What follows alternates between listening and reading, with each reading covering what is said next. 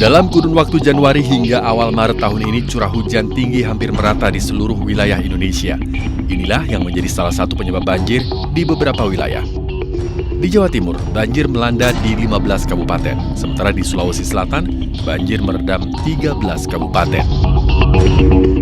Nah, kondisi ini tentunya memberikan dampak yang berbeda, karena dengan adanya semacam dua kejadian yang berlangsung bersamaan, musim penghujan dan melintasnya osilasi Monsoon Julian ini, memberikan dampak beberapa wilayah curah hujannya menjadi sangat tinggi. Sudah menjadi cerita lama, alih fungsi lahan hutan dan perambahan hutan membuat laju penggundulan hutan terus meningkat. Dampaknya, daerah resapan air di kawasan hutan akan terus berkurang. Tak ada lagi akar-akar pohon yang bisa meresap air. Tapi ketika bentang alam itu atau lanskap ruang itu berubah, di mana misalnya terjadi banyak perambahan di kawasan hutan, wilayah resapan air hilang, otomatis run-off-nya juga makin tinggi, air yang lari dan tidak tertangkap lagi. Sementara itu, berdirinya permukiman di sepanjang daerah aliran sungai menunjukkan kurang sadarnya masyarakat dari ancaman bencana. Banyak sekali rumah-rumah hancur tersapu banjir karena berdiri di tepi sungai. Menurut BNPB, belasan juta hektar lahan kritis ada di daerah aliran sungai. Nah, saat ini kerusakan lingkungan daerah aliran sungai sudah sangat besar sekali.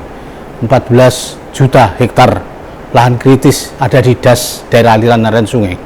Otomatis dengan kondisi lahan yang kritis semakin meningkat erosi, sedimentasi, banjir, longsor seperti itu.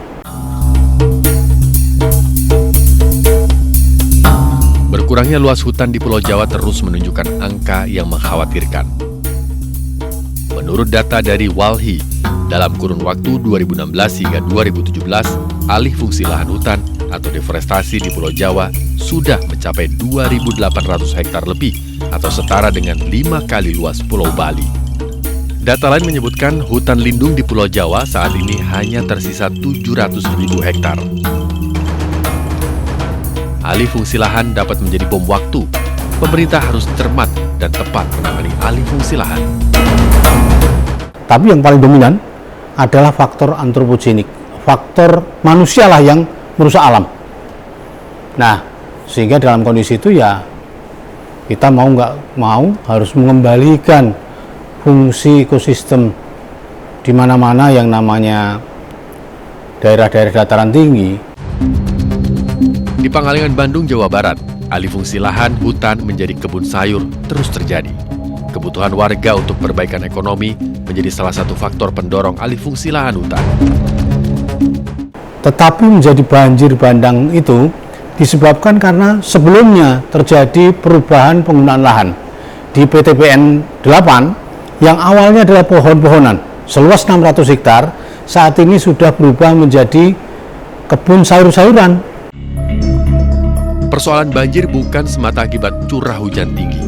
Ulah tangan-tangan jahil dan keserakahan kepada alam berdampak kepada manusia juga. Sementara itu, pembangunan yang mengabaikan lingkungan juga memperburuk kondisi ekosistem. Jika sudah demikian, maka hal yang wajar saat hujan deras, banjir akan selalu datang menghampiri.